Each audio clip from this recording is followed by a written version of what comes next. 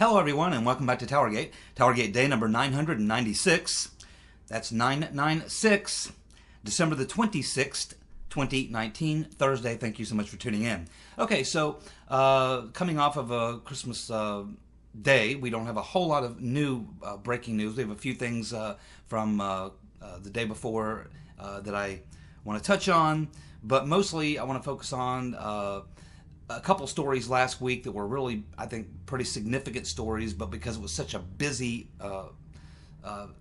week and a half since the IG report came out, really, I didn't get to dig in too much to those two stories. So both of them having to do with the Durham investigation. Obviously, we heard that Durham has been speaking with Mike Rogers, the former head of the NSA. He's apparently willfully cooperating with Durham investigation. So I want to dig into that. Also, finding out that Durham has requested all the communications of Mr. Potato Head, former director of the CIA, John Brennan. So I want to kind of dig into those a little bit. But before I do, let's go ahead and cover some of the other top-of-the-line news events of the last 2 days or so. So let's go ahead and do that now. We had a couple funny things. First, we had on Gateway Pundit, we had a story which was about the Bidens showing the Biden family photo, which I assume we're talking about maybe the Biden's Christmas family photo, I assume. But it's a Biden family photo, and of course there's no Hunter Biden in the photo. He's missing. No Hunter Biden. The Biden family photo with no Hunter. If anybody's seen Hunter, I guess you want to give him a call. He missed the photo shoot. Let's see. And then also we had the story with Prince Andrew being ordered not to attend the royal family official Christmas. So things are pretty bad in the fam when you get blackballed from Christmas, especially if your title of nobility is Prince. If you're the prince and you're blackballed from the family Christmas, you're pretty screwed, right? Well, what does that tell us? Well, it tells us that the royal family knows a lot more than we do about exactly what Prince Andrew was involved in. And my feeling on this Epstein thing is that we're never ever going to really even get below the surface of what actually was going on with Epstein. He was running with a lot of what you would consider or what are described as the elite, ruling elite, global elite, however you want to look at it. We know these people have a lot of issues. And you know what kind of issues I'm referring to. It kind of dates back to ancient Greece. Particular fetish, you might say, that they enjoy. But Prince Andrew, not Prince Andrew, but Epstein was not only wheeling and dealing with these groups of people, but it appears, and the reason why we'll never really get to the bottom of anything with him, is it appears that he was involved with some intelligence folks, and I would be specifically thinking the Israeli-type intelligence folks, but probably others as well. So for those reasons, I don't think we'll ever really get to the bottom of Epstein, but I do believe that all these types of things, it's such a big news event that over time there will be things that will emerge and leak to the surface, and it'll every now and then the royal family will take a ding, Slick Willie will take a ding, anyone who's associated with him will take a ding from time to time, but for the most part they'll be able to keep it under wraps. But the royal family, and certainly Slick Willie, they know what their exposure is. Okay, keep that in mind. That kind of explains their behavior. So anyway, the royal family knows that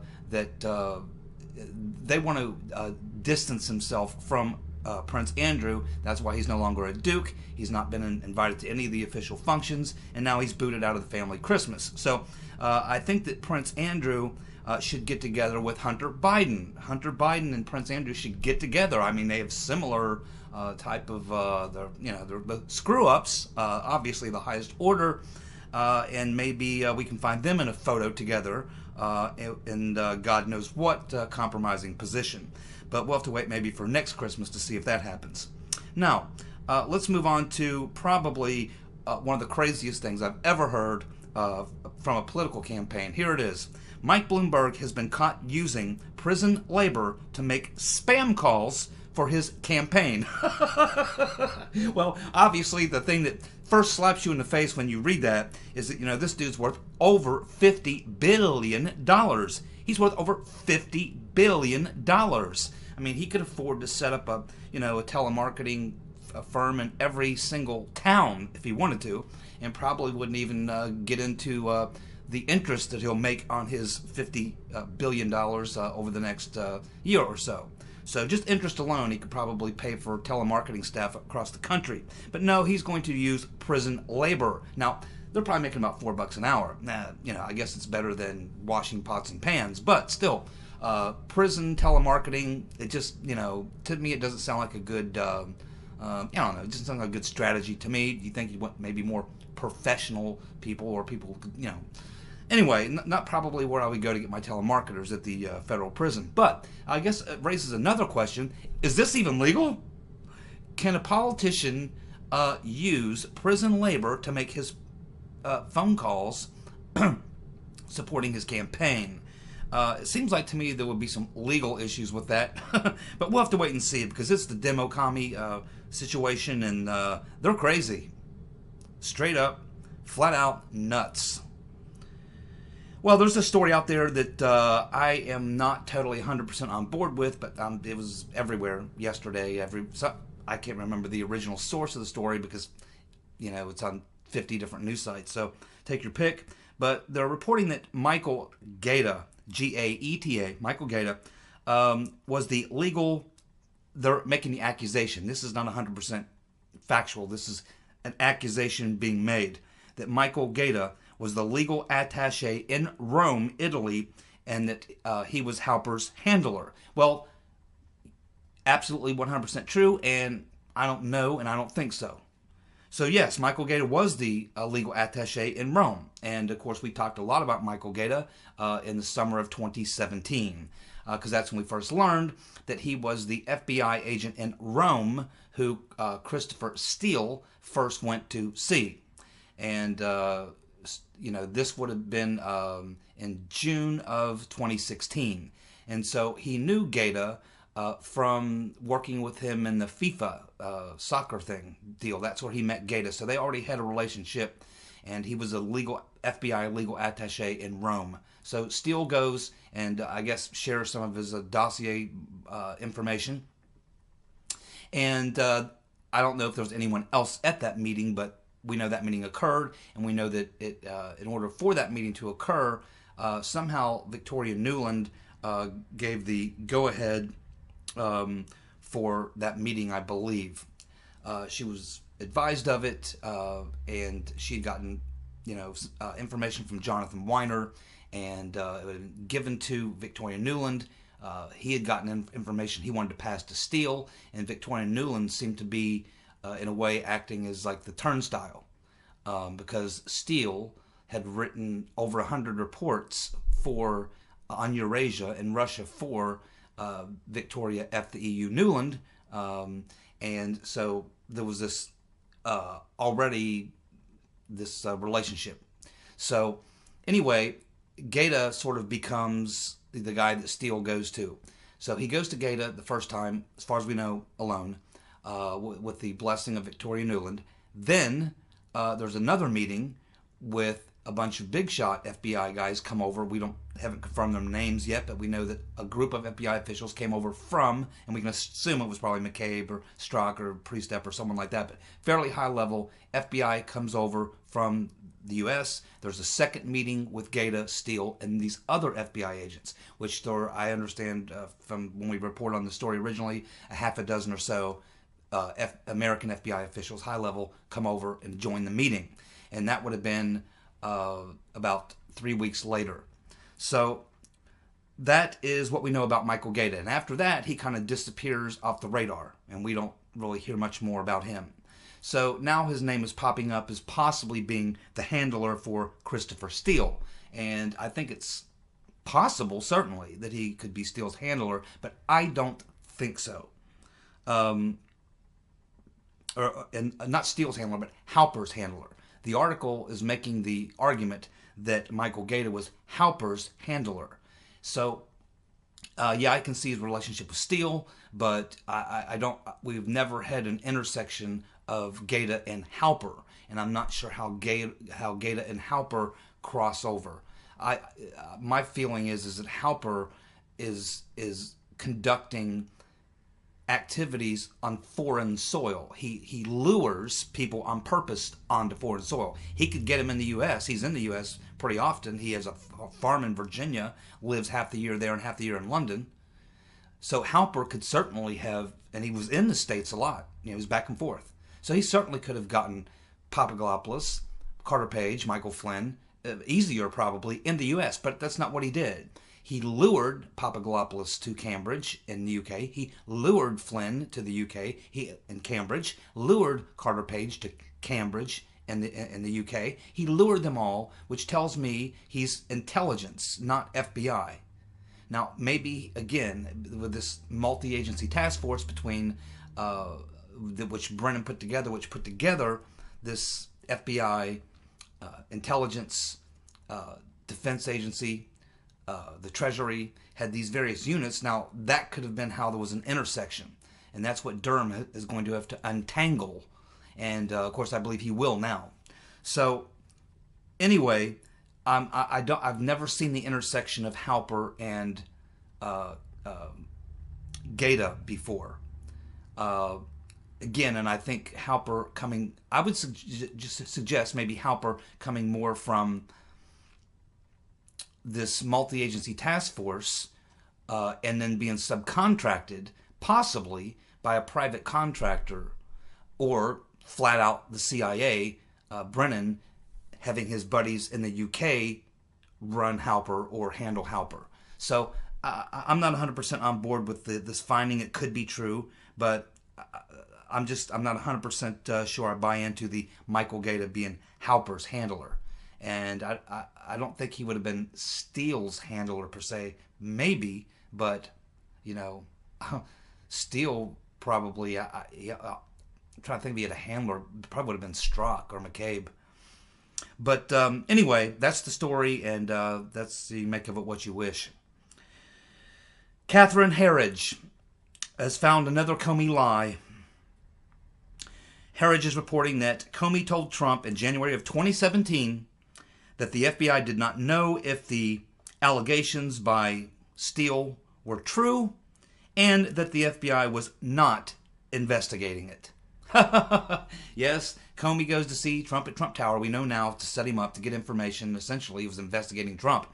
And the only thing he tells him is about the PP-Gate story, but and he tells Trump that, yeah, we don't know if it's true, and we're not even really investigating it. When, in fact, according to Catherine Herridge, the FBI was investigating. That in the IG report, it shows that the FBI had traveled abroad to assess the dossier in November and December of 2016. So that means that November, December 2016, they're assessing the dossier, meaning they're investigating the dossier.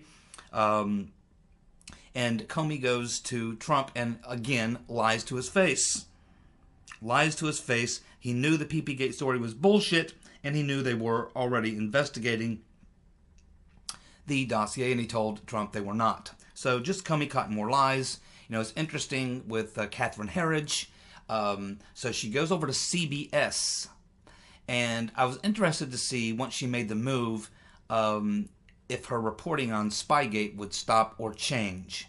But so far, what we have seen is that Catherine Herridge has gone to CBS, but she is still doing the same reports on the same Spygate stories. Now, she may be doing other stories as well. Let me get straighter here. She may be doing other stories as well, but we keep getting her follow-up stories on Spygate and the IG report and the whole 9 yards. So that tells us something about CBS. It tells us maybe CBS senior editors actually are paying attention to what's going on with the Durham investigation, and they probably have read the IG report, and they've probably put a few things together, and they know there's a very, very big story coming down the pike, and they don't want to look like CNN and MSNBC when the shit hits the fan. So it looks like, to me, they've brought Catherine Herridge over so that they could begin to warm up their audience and she is going to be the one via CBS that's going to bring the reality to their viewers. And it's probably a good move by CBS. They're the first network that I can see that looks like they are going to begin reporting on this, because Herridge, she will report it straight. And it does not look like they're doing anything to deviate from that. They obviously brought her in, and I assume when she signed her contract, I would assume she said, hey, I have this story I've been following for 3 years. I want to keep working this story. Will I be allowed to do this story? I'm sure. And maybe they said, that's exactly why we brought you in, girl. Yep, but you're the one. You're the one that's going to tell our viewers how this thing's going to shake out, because they know what's coming. Now, CNN and MSNBC will continue the spin job. When Durham starts indicting people and throwing these criminals in jail, they'll begin accusing Trump of being a Nazi. He hired Barr to go after his political enemies. Durham needs to be impeached. Barr needs to be impeached. Trump should be impeached again, and the whole 9 yards. That's the tack that they'll take. But it looks like CBS is the first one to break the mold. Hunter Biden is the subject of a criminal investigation. How do we know that? Because a private investigator who's been hired to work on the issue with the court case of Hunter Biden, the child support, the whole 9 yards, has filed that affidavit with the court. Through his investigation into Hunter Biden's situation, he has found that there is, in fact, an open investigation, and that Hunter Biden is currently the subject of a criminal investigation. That is what is in the affidavit that has been provided to the court by this private investigator involved in the case of Hunter Biden and the woman from Arkansas, whose child, she had Hunter Biden's child, obviously. We still have Obama pushing Warren, and now it's getting even worse for Burisma Joe. This is so embarrassing. It's actually hard to believe, if you're Joe Biden, how embarrassing this is. But we heard the story about 2 weeks ago that Obama was trying to motivate donors, big donors, to move towards Warren and donate to Warren and try to keep her afloat because she's sinking. And Obama is terrified that Bernie is going to, have a surge when Vermont, or when New Hampshire, which he likely could, and he could do well in Iowa and have a surge, and he's terrified. And we're now, apparently, he's telling people openly that he if it looks like Commie Bernie is going to win the nomination, he is going to step in and try to stop that. So he says that he will openly come out and endorse Warren. If he gets nervous about Commie Bernie, Obama is going to come out and openly endorse Warren. So that tells you a lot, and it's got to be very embarrassing for quid pro quo Joe, good old Burisma Joe Biden, who's in a lot of trouble, by the way. Yes, so we got the news also last week that the head FISA judge, Judge Collier, is going to resign because of health reasons. As I told you that day, I think there's more than that. I think it's a lot more than health reasons.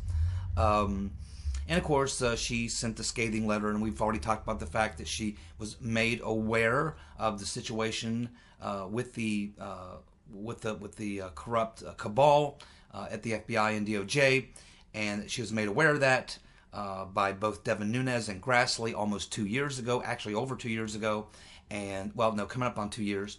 So for almost 2 years ago, she was made aware of all these things and did not act until the IG report came out and the pressure, people started actually saying, hey, where's the FISA court on this?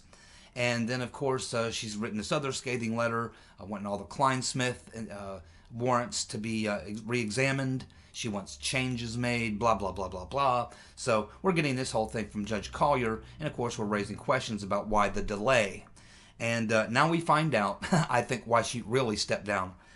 We find out now, well, let me ask you this. Who do you think signed the first FISA warrant on Carter Page? The very first one, that was the biggie. Who do you think signed it? Yes, that's right. Judge Collier signed it. Judge Collier signed the first FISA warrant on Carter Page. How about that?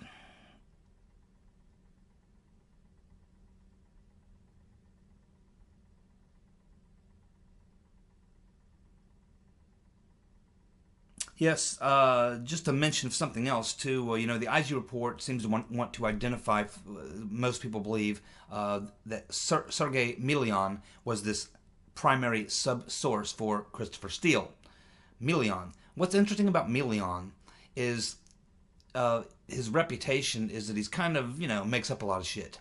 To be honest with you, and there's an issue though for me, and this is what I'm interested to see in the Durham investigation, is again the role of Senator Magoo, the late Senator Magoo, because we know that Milian had a relationship with Magoo. There are at least 2 photos of them, one of them taken in 2016.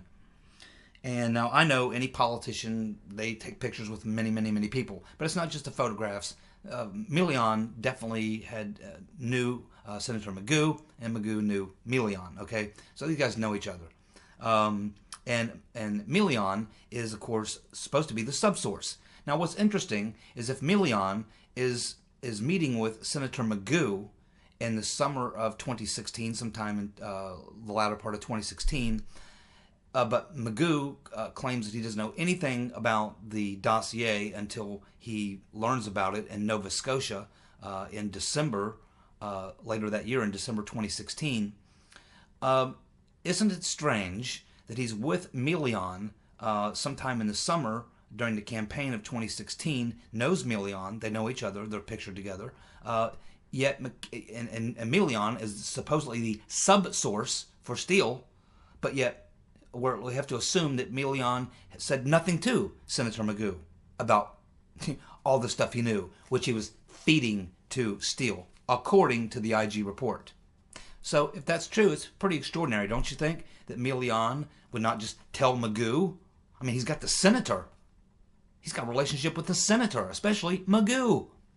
And he doesn't say a single thing to him about all the Trump-Russia stuff, but he gives this information to Steele, and then they have this little setup in Nova Scotia to set up McCain to tell him about the dossier so that he can send Kramer over to London to get it and then bring it back.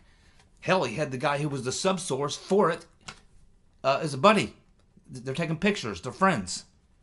A little strange, don't you think?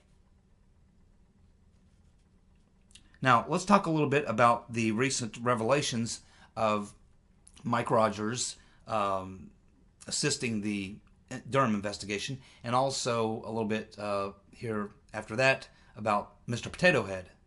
So, we learned from this article that Mike Rogers, and there's 4 sources on this, that Mike Rogers voluntarily,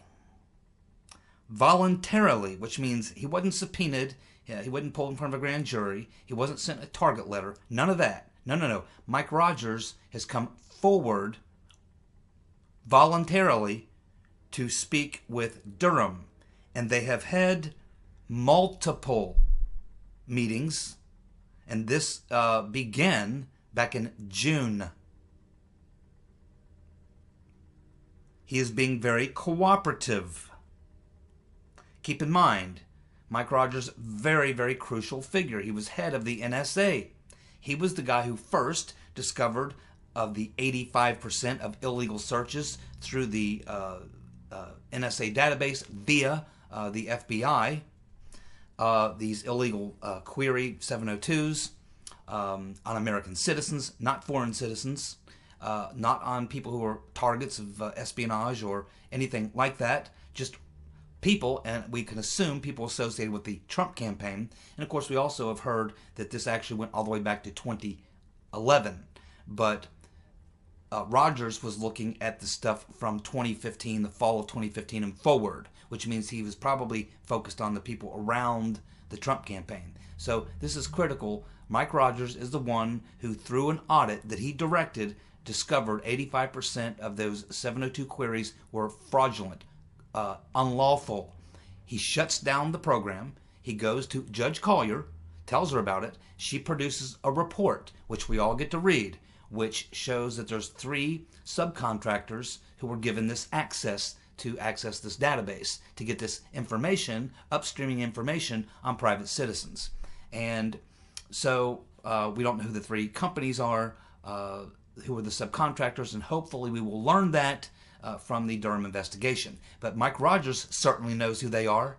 He knows all that stuff that we saw in the Collier report that's blacked out. Mike Rogers knows it, and I'm sure he's told Barr about every bit of it, or Durham rather. And that's very, very important. Keep in mind, Mike Rogers is also the one who went to see Trump on November the 17th, right after he was elected. He was president-elect. He was at Trump Tower. He was he was with his transition team, putting together his cabinet, essentially, for when he would be inaugurated. So this is November 17th, about, 10 days after the election. Rogers shows up. He did not advise any of his superiors. He went on his own, pretty much, to Trump Tower, and he advised Trump on something. Now, we can assume, and what we all assume, is that he advised Trump that his Trump Tower is under surveillance. That's what we assume, because the very next day, Trump moves up, packs everything out of Trump Tower, his transition team, the whole operation, moves it to his golf course in New Jersey. So we can assume that Mike Rogers discovered that Trump was being spied on at Trump Tower, and that would be that explanation. So that's another very important reason why it's good that Rogers is now working with Durham, because he's telling him all about that as well. And that would have happened long before Trump actually even took office. I mean, as far as being inaugurated, he was still in the transition. So, you got to wonder at that point why he's already been elected president. There's no need to keep spying on him, really, if it's just political campaign stuff. The campaign's over. He's won the election. He's getting ready to be, he's been getting ready to be sworn in, inaugurated. And so it's very interesting timing. And this would have been about 3 weeks before Comey goes over and briefs him. So anyway, that's a very important reason. Another thing that Rogers can help Durham out with, you might say. And keep in mind, after Rogers did that, Ashton Carter, the defense secretary, along with Brennan and Clapper, went to Obama and tried to get him to fire Rogers for insubordination, for not telling them about going over and telling Trump whatever he told him.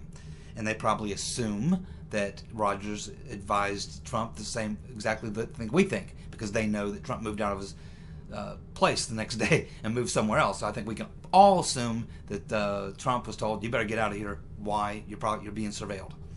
So those are very important reasons.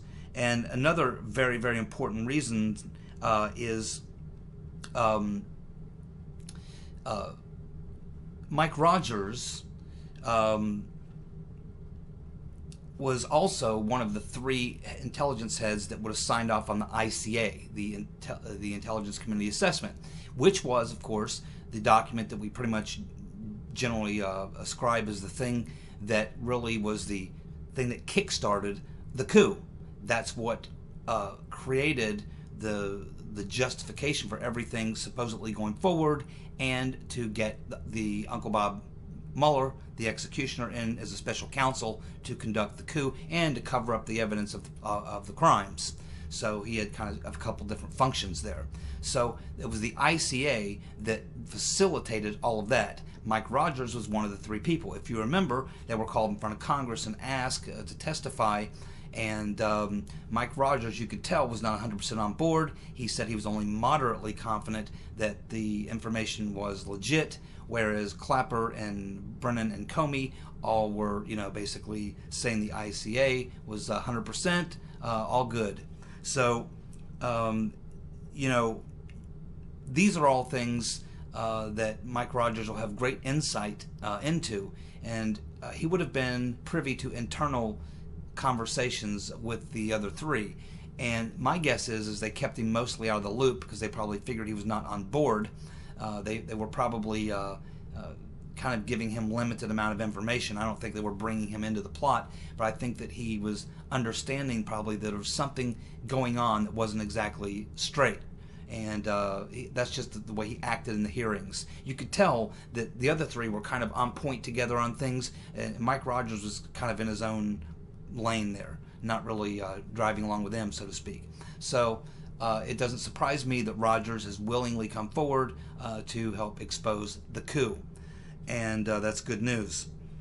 And also, we learned that Durham is now digging deeper into Mr. Potato Head, which he absolutely should. Mr. Potato Head's nuts. He's crazy, but he's also a major key player in the plot. The most important thing for me about Mr. Potato Head, well, obviously, Durham is wanting all of Mr. Potato Head's communication records. That would include phone logs, emails, notes. Now, the CIA director has what they call the green phone, just like the president has like the red phone. He can pick it up and call the head of the Soviet Union or Russia or England or any country just about that we have any type of relations with. He's got a hotline, basically, and they can talk to diplomats and various other people. It's a special phone. I imagine it's like a secured phone or something. Brennan has one of those too. They call the green phone for the CIA director. And all those communication records are going to be in the possession of Durham very soon, as well as his notes. That's going to tell us an awful lot. You're going to learn a great deal of things from the green phone communications, as well as his emails, his notes, and his documents, his schedule, obviously, where he was, when he was, all these types of things. Certainly email communications with all the Crossfire Hurricane people or anyone like that, meetings with Obama, pretty much the deep dive on Mr. Potato Head, the complete anal exam is what he's getting right now from Durham, which is why he'll be in front of a grand jury probably by the spring. And but the most important thing for me about the digging into John Brennan, and particularly because you're looking into the origins, which is what you're dealing with Brennan, the origins of the coup. As you know, many of you have watched my channel for a long time. There was a period of time where I was harping on the multi-agency task force, or what some people call the 6-agency task force, whatever. This was a special task force Brennan set up in the late spring, sometime at the end of March or early April. He sets up this multi-agency task force. It consists of the FBI NSB, that's the National Security Branch, DOJ NSD, that's the National Security Division, also the Treasury, also the Department of Defense, that would have been the Office of Net Assessment, which gave us Stefan Halper, the Fat Man. So he puts together these 6 agencies, but they leave out the State Department. And why? They leave out the State Department because that's who they're going to pipeline the garbage through. So, and the regular FBI. So anyway, he sets up this secret task force, and before we learned about the secret task force, which was in January of 2018? I think it was 2018. When we learned about that, prior to that, the Spygate thing was hard to understand because you had, the FBI, that you're looking at the FBI, but you're seeing all this foreign stuff going on. You're seeing all this stuff, Papadopoulos, Flynn, Manafort, all these guys. A lot of the stuff that's being talked about, this all happens overseas. So you're thinking, how does this work? I mean, the FBI, are they that engaged in doing this kind of stuff on foreign soil? It's like intelligence, CIA type stuff. So it was hard to understand, and so you had a lot of holes and a lot of things missing. You couldn't see how these things were laced together or put together, sort of merging intelligence with FBI, with foreign governments, with private intel agencies, with private actors. You could never see that clearly how that worked within just looking at the FBI. But once discovering the multi-agency task force, then you could certainly understand how all these things were brought together in a grand plan, which was headed up by Mr. Potato Head and had to be authorized by Obama. So that is probably the most important thing about Brennan, Mr. Potato Head, and what Durham is going to find, because when you dig into Mr. Potato Head, you will discover the multi-agency task force, and that leads you everywhere. Thank you so much for tuning in. I'll be back tomorrow with more TowerGate. See ya. Bye.